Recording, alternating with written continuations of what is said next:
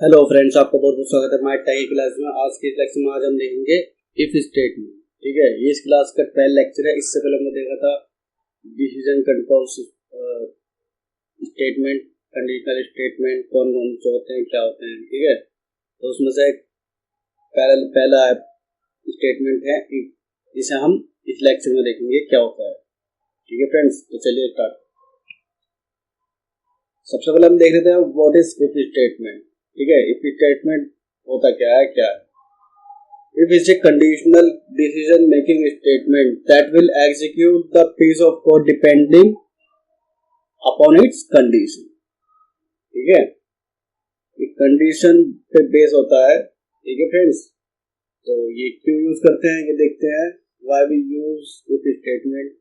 The if statement is used to check some given condition and perform some operations depending upon correctness of that condition। Okay,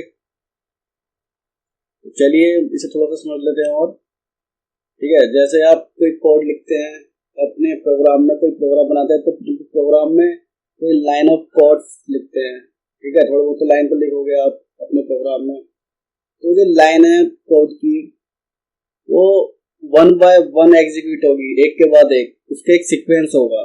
ठीक है friends, जैसे सबसे पहले main function चलेगा, main function के बाद उसका ब्लॉक और लाइन 1, लाइन 2, लाइन 3, लाइन 4, ऐसे जितनी भी लाइन आपके प्रोग्राम में वो ऐसे ही वन बाय वन एग्जीक्यूट होगी एक सीक्वेंस में, एक प्रोसीजर होगा। अगर मैं चाहता हूँ बीच में 2 लाइन कोड के बाद 3 लाइन ऐसे ही डायरेक्ट ना चले, तो 3 लाइन से पहले 2 लाइन के बाद एक यहाँ पे मैं कंडीशन लगा दूं। अगर वो कंडीशन 2 होगी तभी लाइन 3 चले, अदरवाइज नहीं चलेगी। ठीक है फ्रेंड्स, ये अगर कंडीशन फॉल्स हो जाती है तो 3 लाइन स्किप हो जाएगी, इस 3 लाइन नहीं चलेगी। ठीक है, डायरेक्ट ही 2 के बाद 4 लाइन चलेगी अगर प्रोग्राम में आगे कोई भी रेस्ट का कोड है। ठीक है फ्रेंड्स, तो इसलिए यूज करते हैं। तो चलिए इसका सिंटैक्स देख लेते हैं। सिंटैक्स क्या होता है। सिंपल सिंटैक्स है, अगर आप इफ स्टेटमेंट यूज करते हैं तो इफ और स्मॉल ब्रैकेट के अंदर कंडीशन लिखते हो आप। ठीक है, एक्सप्रेशन लिखते हो, फिर उसे कर्ली ब्रैकेट में उसका कोड लिखते हो, कोई लाइन ऑफ कोड लिखते हो जो आपको एग्जीक्यूट कराना है। ठीक है, तो इसे एक हम फ्लो चार्ट की मदद से और देख लेते हैं, समझ लेते हैं, फ्लो चार्ट देख लेते हैं इसका। ठीक है फ्रेंड्स, आप कोई भी प्रोग्राम बनाते हो जैसे, तो उसमें कंडीशन लिखी आपने, अगर वो कंडीशन ट्रू होती है तो इफ ब्लॉक चलेगा। ठीक है फ्रेंड्स, इफ का कोड चलेगा। ठीक है, कंडीशन ट्रू होने पर इफ कोड के बाद ऐसे ही चल जाएगा अगर ट्रू होती है तो नॉर्मली। ठीक है फ्रेंड्स, अगर वो कंडीशन होती है फॉल्स तो डायरेक्ट वो आफ्टर इफ के पर आएगा, यानी कि इफ कोड नहीं चलने का फॉल्स होने पर। जैसा आप देख रहे हैं, अगर ट्रू होती है तो नॉर्मली एग्जीक्यूट हो जाता है यहाँ से यहाँ तक। ठीक है, और बाकी का कोड है जो एग्जीक्यूट हो जाता है। बट अगर कंडीशन फॉल्स हो जाती है तो सीधा ये स्किप कर देगा इफ कोड को और आ जाएगा आफ्टर इफ पर, यानी कि इफ के बाद वाला कोड है वो एग्जीक्यूट होगा फॉल होने पर, फॉल्स। ठीक है फ्रेंड्स, चलिए इसे प्रैक्टिकली देख लेते हैं। अब अपने कोड ब्लॉक पर आते हैं। एक नई फाइल ले लेता हूं मैं फ्रेंड्स, और इसे सेव कर लेते हैं .c के नाम से। ठीक है, हेड फाइल लगाता हूं सबसे पहले मैं अपने प्रोग्राम में।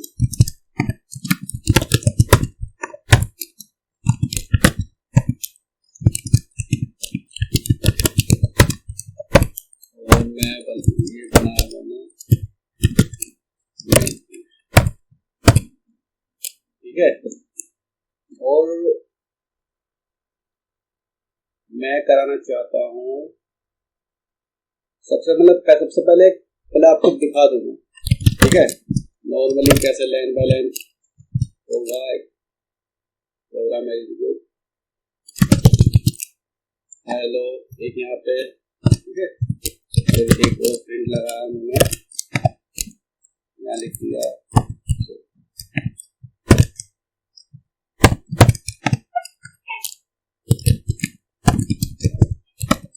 प्रोग्राम, ठीक है। और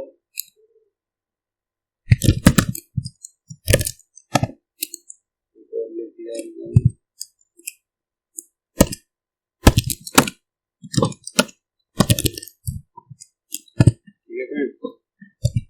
कुछ लाइन ऑफ कोड है जो मैंने अपने प्रोग्राम में लिखी,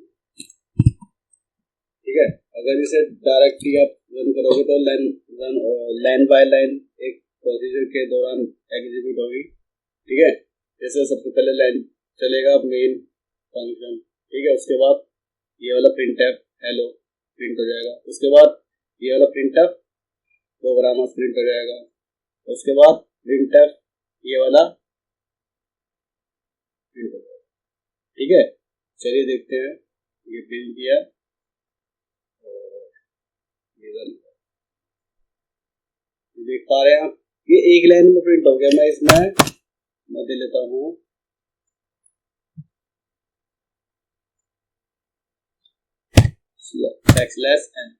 बैकस्लैश एन, मैं आपको बता दिया, पढ़ा चुका हूँ तो किस लिए यूज होता है,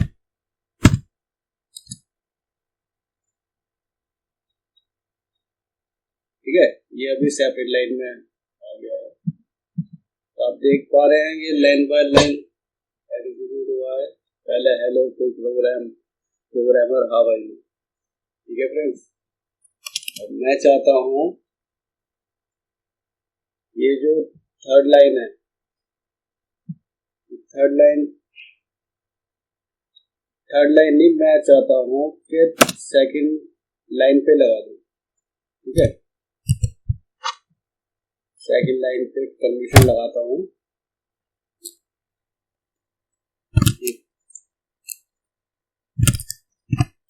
और यहाँ पे आप कंडीशन कुछ भी, एक्सप्रेशन कुछ भी दे सकते हो।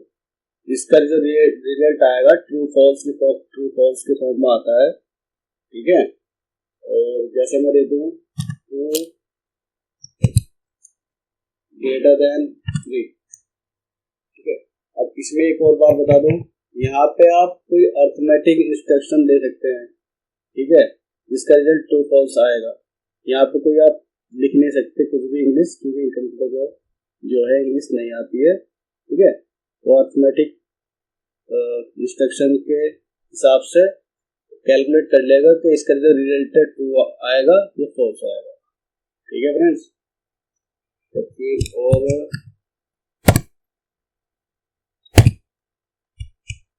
तो इसे हम डालते हैं इसकी ब्लॉक के अंदर, ठीक है। ये हमारा प्रोग्राम बन गया है। अब मैं इसमें समझा दूं, पहले चलेगा हेलो प्रिंट होगा, उसके बाद एक ब्लॉक हो गया, कंडीशन चेक होगी, अगर कंडीशन ट्रू होगी तभी ये वाला प्रिंटफ ये वाली लाइन चलेगी कोड, ठीक है फ्रेंड्स। वरना तो अगर ये कंडीशन फॉल्स होती है तो ये लाइन नहीं चलेगी, सीधा हाउ आर यू प्रिंट होगा, ठीक है फ्रेंड्स। चलिए इसे देख लेते हैं कि हमने सेव बिल्ड एंड रन, ये देखिए हेलो हाउ आर यू, यानी कि जो हमारी कंडीशन फॉल्स होती ये लाइन होगी स्किप, और बाकी की जो लाइन है प्रोग्राम की वो चलेगी, ठीक है। तो इसका यूज आप देख सकते हैं, आप अपने प्रोग्राम में आगे भी आप कोई से भी छोटे बड़े कोई से प्रोग्राम बनाओगे तो उसमें इसका कैसे करना है आप समझ गए होंगे, आई होप, ठीक है फ्रेंड्स। तो इसका एक और देख लेते हैं हम, ताकि आपको अच्छे से समझ में आए। और अगर मैं चाहता हूं कोई यूजर से एक नंबर एंटर कराना, ठीक है, नंबर मैं यूजर से चाहता हूँ यूजर एक एंटर कराए नंबर, ठीक है। तो मैं इससे हटा देता हूँ,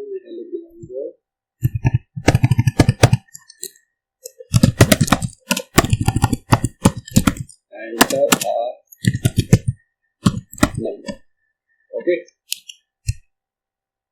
और यहाँ चलाता हूँ मैं स्कैनर, ठीक है।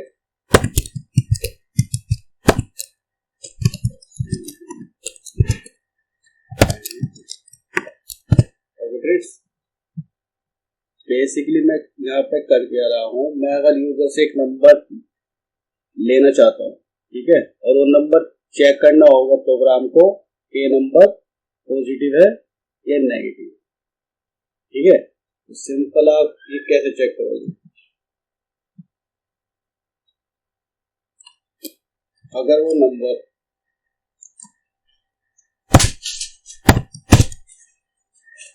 जीरो से हुआ छोटा, ठीक है, समझ लो, तो यहाँ प्रिंट होगा नेगेटिव। एंटर्ड नंबर इज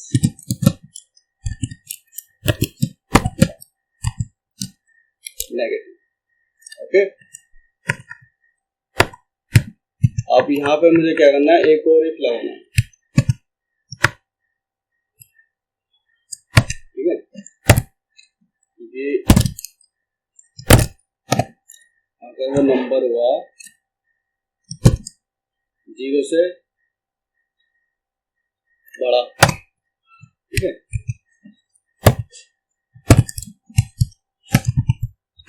अगर जीरो से बड़ा हुआ तो वो हुआ पॉजिटिव, ओके। यहाँ हो जाएगा entered number is positive, okay friends. चलिए इसे देखते हैं, हमने किया compile and run. Enter a number, user एक नंबर एंटर करेगा, जैसे मैंने एंटर कर दिया 5। एंटर्ड नंबर इज पॉजिटिव, देख पा रहे हैं, तो दोबारा रन करता हूँ, -98, ठीक है। एंटर्ड नंबर इज नेगेटिव, ठीक है। आई होप आपको ये समझ में आ गया होगा। इसमें एक बात और बता दूं मैं, आप इसमें जरूरी नहीं कि एक इफ लगाएं, जैसे मैंने बताया था, लेकिन ये जो इफ है ये स्टार्ट कहाँ से और एंड कहाँ से है, ये पूरा का पूरा यहाँ तक होगा एक इफ, ठीक है, पूरा ब्लॉक इसका। दूसरा इफ ये, ठीक है, और इफ के बाद कोई सेमीकोलन नहीं आएगा। सेमीकोलन आपको पता है, सेमीकोलन जहां भी आप लगा दोगे कि तो वो लाइन को टर्मिनेट कर देता है, वहां पर उसका एंड बता देता है कि यहाँ पर अगर मैं लगा दूं सेमीकोलन तो यहाँ पर कोई एरर नहीं आएगी, बट लाइन को यहाँ पर जो इफ है यहाँ पे इसको एंड कर देगा। फिर उसके बाद ये जो उसका ब्लॉक है ये फिर इफ का पार्ट नहीं होगा, ठीक है। फिर तो यहाँ पे आप गलती से भी सेमीकोलन नहीं देना है आपको, ओके। तो आई होप आपको ये प्रोग्राम समझ में आ गया होगा फ्रेंड, आई होप आपको ये प्रोग्राम समझ में आ गया होगा। अगर वीडियो आपको पसंद आया तो लाइक कर सकते हैं, ठीक है। प्रोग्राम करना चाहते हैं तो चैनल को सब्सक्राइब कीजिए। Thanks for watching.